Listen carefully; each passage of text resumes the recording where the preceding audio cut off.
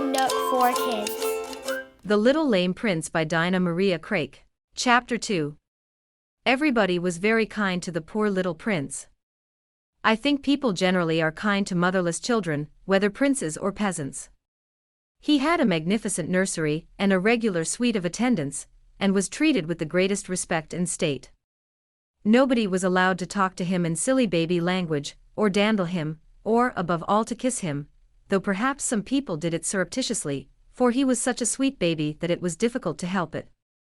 It could not be said that the prince missed his mother. Children of his age cannot do that, but somehow after she died everything seemed to go wrong with him. From a beautiful baby he became sickly and pale, seeming to have almost ceased growing, especially in his legs, which had been so fat and strong. But after the day of his christening they withered and shrank. He no longer kicked them out either in passion or play, and when, as he got to be nearly a year old, his nurse tried to make him stand upon them, he only tumbled down. This happened so many times that at last people began to talk about it.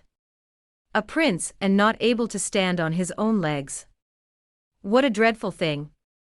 What a misfortune for the country! Rather a misfortune to him also, poor little boy. But nobody seemed to think of that. And when, after a while, his health revived, and the old bright look came back to his sweet little face, and his body grew larger and stronger, though still his legs remained the same, people continued to speak of him in whispers, and with grave shakes of the head. Everybody knew, though nobody said it, that something, it was impossible to guess what, was not quite right with the poor little prince. Of course, nobody hinted this to the king his father. It does not do to tell great people anything unpleasant. And besides, his majesty took very little notice of his son, or of his other affairs, beyond the necessary duties of his kingdom. People had said he would not miss the queen at all, she having been so long an invalid, but he did. After her death he never was quite the same.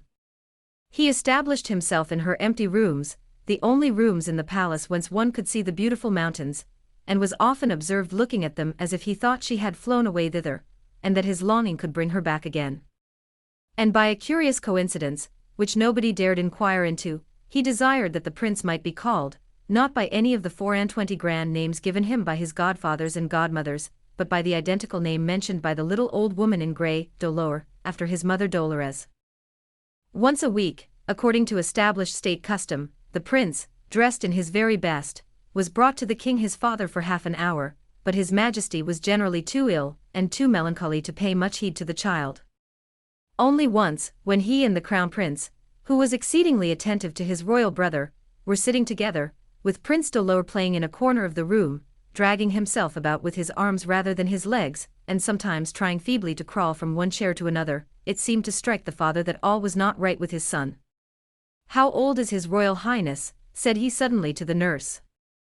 2 years, 3 months, and 5 days, please your majesty. "It does not please me," said the king, with a sigh. "He ought to be far more forward than he is now, ought he not, brother? You who have so many children, must know. Is there not something wrong about him?" "Oh no," said the crown prince, exchanging meaning looks with the nurse, who did not understand at all, but stood frightened and trembling with the tears in her eyes. "Nothing to make your majesty at all uneasy. No doubt his royal highness will outgrow it in time." "Outgrow what?" "A slight delicacy, ahem. In the spine, something inherited, perhaps, from his dear mother." "Ah, she was always delicate, but she was the sweetest woman that ever lived. Come here, my little son." And as the prince turned round upon his father a small, sweet, grave face, so like his mother's, his majesty the king smiled and held out his arms. But when the boy came to him, not running like a boy, but wriggling awkwardly along the floor, the royal countenance clouded over. "I ought to have been told of this. It is terrible, terrible. And for a prince too. Send for all the doctors in my kingdom immediately." They came and each gave a different opinion and ordered a different mode of treatment. The only thing they agreed in was what had been pretty well known before, that the prince must have been hurt when he was an infant, let fall, perhaps, so as to injure his spine and lower limbs. Did nobody remember? No, nobody. Indignantly, all the nurses denied that any such accident had happened, was possible to have happened, until the faithful country nurse recollected that it really had happened on the day of the christening. For which unluckily good memory all the others scolded her so severely that she had no peace of her life, and soon after, by the influence of the young lady nurse who had carried the baby that fatal day, and who was a sort of connection of the crown prince, being his wife's second cousin once removed, the poor woman was pensioned off and sent to the beautiful mountains from whence she came, with orders to remain there for the rest of her days. But of all this the king knew nothing, for, indeed, after the first shock of finding out that his son could not walk, and seemed never likely to, he interfered very little concerning him. The whole thing was too painful, and His Majesty never liked painful things. Sometimes he inquired after Prince Dolor, and they told him His Royal Highness was going on as well as could be expected, which really was the case. For, after worrying the poor child and perplexing themselves with one remedy after another, the Crown Prince, not wishing to offend any of the different doctors, had proposed leaving him to nature, and nature, the safest doctor of all, had come to his help and done her best. He could not walk, it is true, his limbs were mere useless appendages to his body, but the body itself was strong and sound. And his face was the same as ever, just his mother's face, one of the sweetest in the world. Even the king, indifferent as he was, sometimes looked at the little fellow with sad tenderness, noticing how cleverly he learned to crawl and swing himself about by his arms, so that in his own awkward way he was as active in motion as most children of his age. Poor little man! He does his best, and he is not unhappy, not half so unhappy as I, brother, addressing the crown prince, who was more constant than ever in his attendance upon the sick monarch. If anything should befall me, I have appointed you regent. In case of my death, you will take care of my poor little boy. Certainly, certainly, but do not let us imagine any such misfortune. I assure your Majesty, everybody will assure you, that it is not in the least likely. He knew, however, and everybody knew, that it was likely, and soon after it actually did happen. The king died as suddenly and quietly as the queen had done, indeed, in her very room and bed, and Prince Dolor was left without either father or mother, as sad a thing as could happen, even to a prince. He was more than that now, though.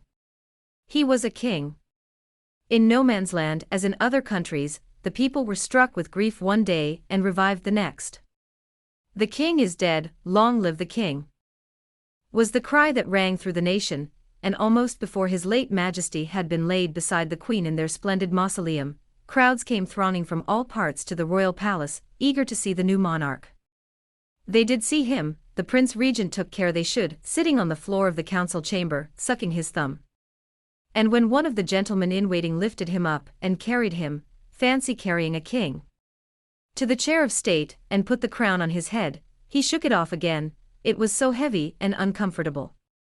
Sliding down to the foot of the throne, he began playing with the golden lions that supported it, stroking their paws, and putting his tiny fingers into their eyes, and laughing as if he had at last found something to amuse him.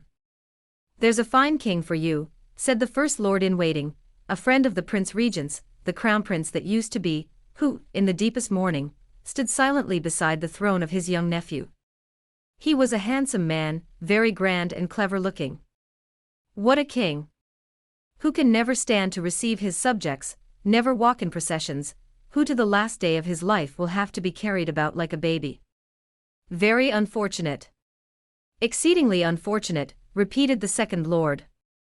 It is always bad for a nation when its king is a child, but such a child, a permanent cripple if not worse. Let us hope not worse, said the first lord in a very hopeless tone, and looking toward the regent, who stood erect and pretended to hear nothing. I have heard that these sort of children with very large heads, and great broad foreheads and staring eyes, are, well, let us hope for the best and be prepared for the worst. In the meantime, I swear, said the crown prince, coming forward and kissing the hilt of his sword, I swear to perform my duties as regent, to take all care of His Royal Highness, His Majesty, I mean, with a grand bow to the little child, who laughed innocently back again. And I will do my humble best to govern the country. Still, if the country has the slightest objection. But the crown prince being generalissimo, having the whole army at his beck and call, so that he could have begun a civil war in no time, the country had, of course, not the slightest objection. So the king and queen slept together in peace, and Prince Dolor reigned over the land, that is, his uncle did, and everybody said what a fortunate thing it was for the poor little prince to have such a clever uncle to take care of him. All things went on as usual, indeed, after the regent had brought his wife and her 7 sons, and established them in the palace, rather better than usual. For they gave such splendid entertainments, and made the capital so lively that trade revived, and the country was said to be more flourishing than it had been for a century. Whenever the regent and his sons appeared, they were received with shouts, "Long live the crown prince! Long live the royal family!" And in truth, they were very fine children, the whole 7 of them, and made a great show when they rode out together on 7 beautiful horses, one height above another, down to the youngest, on his tiny black pony, no bigger than a large dog. As for the other child, His Royal Highness Prince Dolor, for somehow people soon ceased to call him His Majesty, which seemed such a ridiculous title for a poor little fellow, a helpless cripple, with only head and trunk, and no legs to speak of. He was seen very seldom by anybody. Sometimes people daring enough to peer over the high wall of the palace garden noticed there, carried in a footman's arms, or drawn in a chair, or left to play on the grass, often with nobody to mind him, a pretty little boy, with a bright, intelligent face and large, melancholy eyes. No, not exactly melancholy, for they were his mother's, and she was by no means sad-minded, but thoughtful and dreamy. They rather perplexed people, those childish eyes. They were so exceedingly innocent and yet so penetrating. If anybody did a wrong thing, told a lie, for instance, they would turn round with such a grave, silent surprise. The child never talked much, that every naughty person in the palace was rather afraid of Prince Dolor. He could not help it, and perhaps he did not even know it, being no better a child than many other children, but there was something about him which made bad people sorry, and grumbling people ashamed of themselves, and ill-natured people gentle and kind. I suppose because they were touched to see a poor little fellow who did not in the least know what had befallen him, or what lay before him, living his baby life as happy as the day is long. Thus, whether or not he was good himself, the sight of him and his affliction made other people good, and above all, made everybody love him, so much so, that his uncle the regent began to feel a little uncomfortable.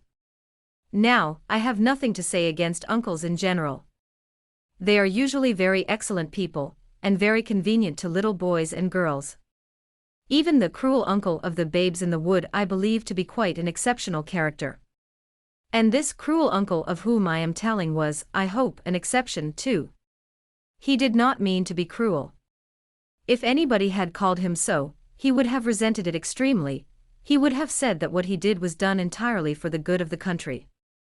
But he was a man who had always been accustomed to consider himself first and foremost, believing that whatever he wanted was sure to be right, and therefore he ought to have it. So he tried to get it, and got it too, as people like him very often do. Whether they enjoy it when they have it is another question. Therefore he went one day to the council chamber, determined on making a speech, and informing the ministers and the country at large that the young king was in failing health, and that it would be advisable to send him for a time to the beautiful mountains. Whether he really meant to do this, or whether it occurred to him afterward that there would be an easier way of attaining his great desire, the crown of no man's land, is a point which I cannot decide. But soon after, when he had obtained an order in council to send the king away, which was done in great state, with a guard of honor composed of 2 whole regiments of soldiers, the nation learned, without much surprise, that the poor little prince, nobody ever called him king now, had gone a much longer journey than to the beautiful mountains. He had fallen ill on the road and died within a few hours, at least so declared the physician in attendance and the nurse who had been sent to take care of him. They brought his coffin back in great state, and buried it in the mausoleum with his parents. So Prince Dolor was seen no more. The country went into deep mourning for him, and then forgot him, and his uncle reigned in his stead. That illustrious personage accepted his crown with great decorum, and wore it with great dignity to the last. But whether he enjoyed it or not there is no evidence to show.